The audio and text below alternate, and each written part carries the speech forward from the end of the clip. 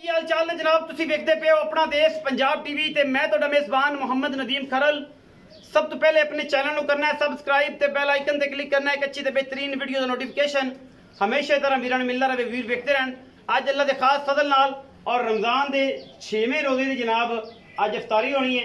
ਅਲਹਮਦੁਲਿल्लाह ਅੱਲਾ ਦੇ ਫਜ਼ਲ ਨਾਲ ਇਹ ਲੈ ਕੇ ਆਏ ਤੁਹਾਡੇ ਵਾਸਤੇ ਦੋ ਖਾਸ नीली दे शहजादियां और शाहकार ने मुश्कड़ा ने दोवें माशाअल्लाह दोवें दूजना झोटियां ने पिछे दोवां दे कट्टे ने सजरियां सुइयां ने। ए जनाब पहले नंबर ते जनाब मेरे कोल माझे शाह काली अख कतरी कतरी मैनू सिर मत्थे ते हल्की जी फुली मेहंदी लगी हुई है, बूथी वलैत लम्मी और गिट गिट पशम ये जनाब झोटी दे उत्ते। बाकी नस्लों जातों झोटी दे पैर दुनी कोले दा कोई निशान नहीं किसी पासों लेने देने। बाकी मुकद्दर अल्लाह दे फजल नाल जनाब प्योर नीली दा जनाब बेहतरीन तोहफा है। मैं वक्की सिर्फ और सिर्फ 4 उंगल की एक मुठ रखिया वक्की लुकदी है एक हड्डी मैं माशाल्लाह टाका खुड्डा दे पुठा नस्लो जातो पूरी मैं और पूरा तोहफा है नीली दा। बाकी लेने देने मुकद्दर बेड़ी वाले पासे में हल्की फुल्की 19 सवा 19 है और माशाल्लाह बाकी थाना माशाल्लाह मुठ मुठ दा और पूरी वंडा ते मरले मरले दी। बाकी बेहतरीन और आउट क्लास जानवर है अल्लाह दे फजल नाल थब्बियां दा वाना लई फिरदा है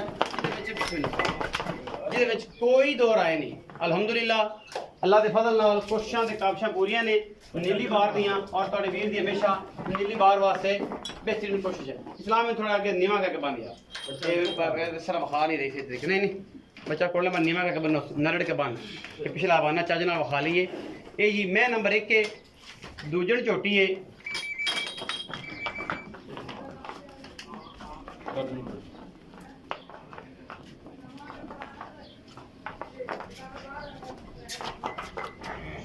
छोटी माशाल्लाह अल्लाह दे फजल नाल कोई वादा घाटा नहीं किसी किस्म दा। बाकी लेने देने मुकद्दर ने वीरां वास्ते पूरी मुश्किल शाह काली जनाब झोटी प्योर नीली दी और अल्लाह दे फजल नाल जिहदे विच कोई दो राय नहीं। अल्हम्दुलिल्लाह करम अल्लाह पाक दा इंशाअल्लाह सी कोशिश और काविश करके बेहतरीन और नायाब जानवर जिहड़े ने अपना देश पंजाब टीवी दी जिन्नत बनाने हैं और इंशाअल्लाह अल्लाह दे फजल नाल सार तो लैके धोनी तक और धोनी तो लैके सार तक मैं ते कोल हवाना है। सुबह मैं दूजा है ये जनाब दूजन चोटी है माशाल्लाह बड़ा ही खूबसूरत और नवाब पीस है अल्हम्दुलिल्लाह और बड़ी खूबसूरत थना की बनावट और माशाल्लाह अल्लाह ने बड़ा हुसन दिता है। ये जनाब शाह काली मुश्किल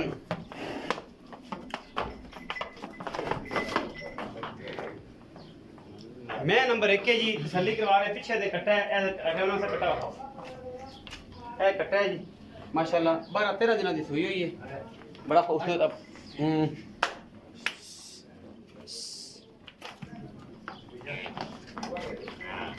पीछे कट्टा है मैं नंबर 2 चलो जी कैमरा मैन से ये मैं खड़ी रहती हूँ ये बच्चे इसमें आ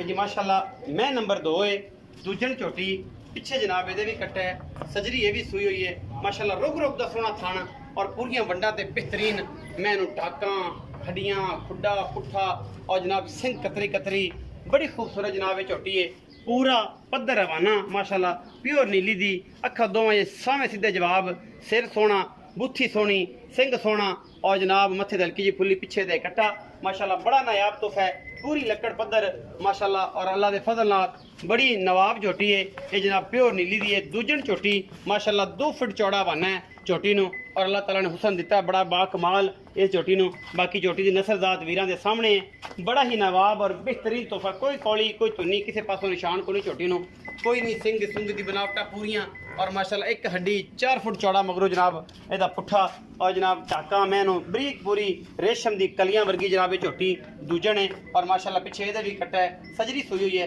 कैमरामैन से जरा कट्टा विखाओ जी ए पिछे कट्टा है जी मत्थे तो बोला पिछले पैर चिट्टे ने और बड़ा खूबसूरत है। बाकी लेने देने हमेशा इधर मुकद्दर अपना देश पंजाब टीवी ने हमेशा नीली बार के बेहतरीन और नवाब जानवर दिखाए ने।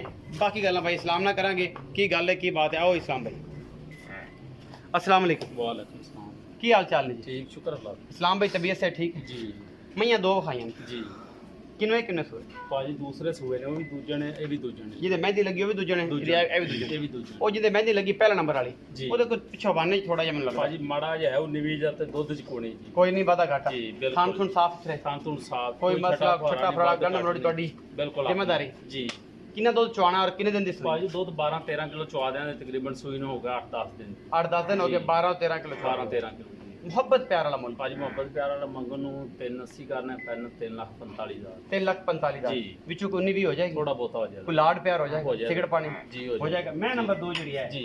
ਇਹ ਕਿੰਨੇ ਸੂਏ, ਇਹ ਭਾਜੀ ਦੂਸਰਾ ਸੂਈ ਹੈ ਕਿੰਨੇ ਦਿਨ ਦੀ ਸੂਈ? ਇਹ ਤਕਰੀਬਨ ਹੋਗਾ 4-5 ਦਿਨ ਸੂਈ 4-5 ਦਿਨ।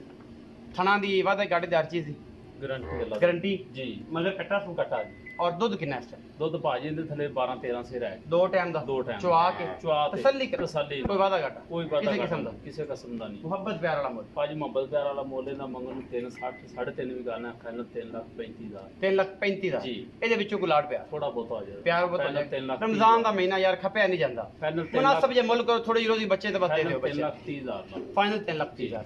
ਇਹ ਸੀ ਅੱਜ ਦੀ ਵੀਡੀਓ ਅੱਛੀ ਲੱਗੇ, ਖਪਿਆ ਨਹੀਂ ਜਾਂਦਾ, ਤੁਸੀਂ ਵੀ ਨਾ ਖਪਾਇਆ ਕਰੋ ਤੇ ਸੀਰੀਅਸ ਹਜ਼ਰਾਤ ਜਿਹੜੇ ਨੇ ਉਹ ਹੀ ਰਾਬਤਾ ਕੀਤਾ ਕਰ ਜਿਨ੍ਹਾਂ ਨੇ ਲੈਣੀਆਂ ਹੋਣ। ਬਾਕੀ ਰਮਜ਼ਾਨ ਦਾ ਮਹੀਨਾ ਹੈ, ਮੁਹੱਬਤ ਪਿਆਰ ਵਾਲਾ ਪੱਕੀ ਜੀ ਗੱਲ ਔਰ ਪੱਕਾ ਜਿਹਾ ਮੁੱਲ ਮੁਹੱਬਤ ਪਿਆਰ ਨਾਲ ਜਾਨਵਰ ਲਿਆ ਕਰੋ। ਰਮਜ਼ਾਨ 'ਚ ਨਾ ਤਾਂ ਖਪਿਆ ਜਾਂਦਾ ਹੈ, ਨਾ ਖਪਾਇਆ ਜਾਂਦਾ ਹੈ। ਵੀਡੀਓ ਅੱਛੀ ਲੱਗੇ ਵੀਡੀਓ ਨੂੰ ਲਾਈਕ ਸ਼ੇਅਰ ਤੇ ਕਮੈਂਟ ਜ਼ਰੂਰ ਕਰਨਾ, ਆਪਣੀ ਰਾਏ ਨਾਲ ਜ਼ਰੂਰ ਆਗਾਹ ਕਰਨਾ। ਪਾਕਿਸਤਾਨ ਜ਼ਿੰਦਾਬਾਦ, ਪਾਕ ਆਰਮੀ ਹਮੇਸ਼ਾ।